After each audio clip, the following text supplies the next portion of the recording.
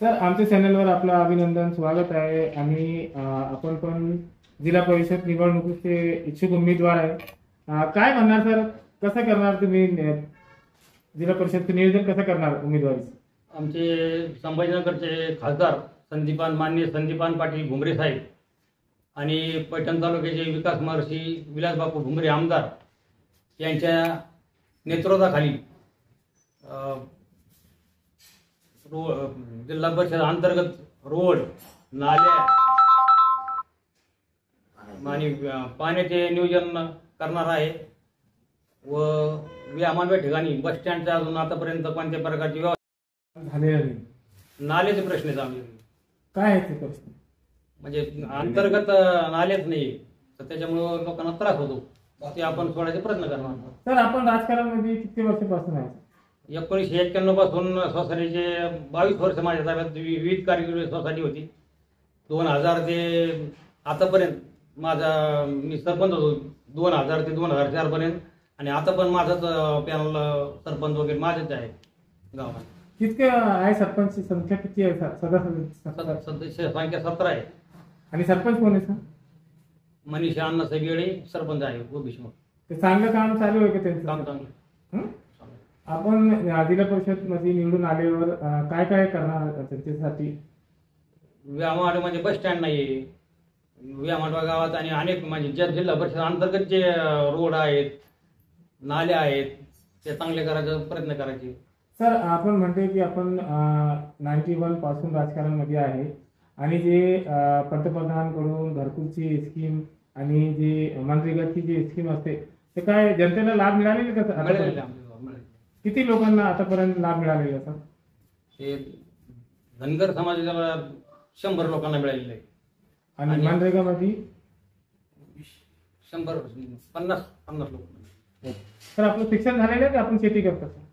माझं मी मॅट्रिक आहे 1977 ची मॅट्रिक माझं. सर, आपण जिल्हा परिषदसाठी इच्छुक उमेदवार आहे.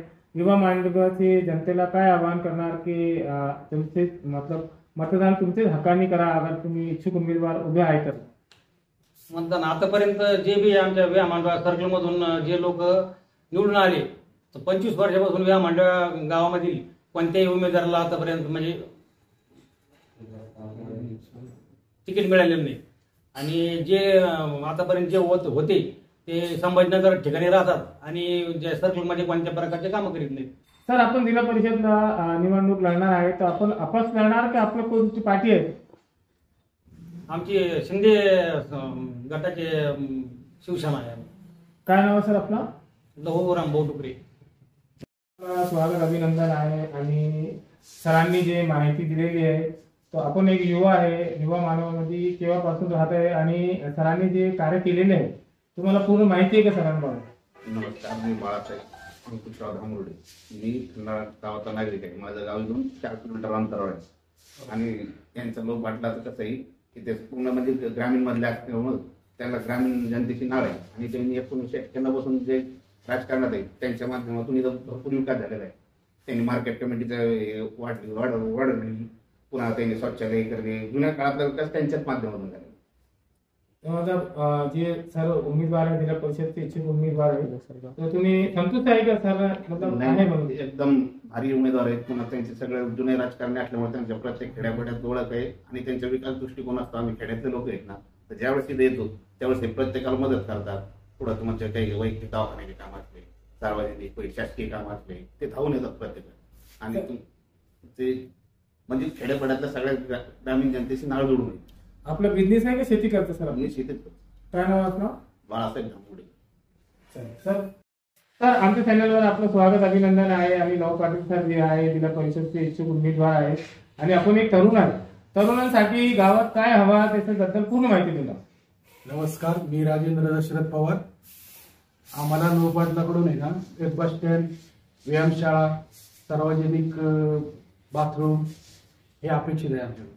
सर, लव पाटील जे साहेब आहे जिल्हा परिषदचे इच्छुक उमेदवार आहे, तर तुम्ही युवा मानवाचे जनतेला काय आवाहन करणार की पाटील साहेब उभे राहिले तर त्यांनाही मतदान करा? पाटील साहेब उभे राहिले ना, पाटील साहेब सगळ्या खेड्यापाड्याशी सगळे त्यांचे संबंध चांगले आहेत, सगळे व्यवस्थित आहे त्यांचं नेटवर्क सगळ्या खेड्यापाड्यात.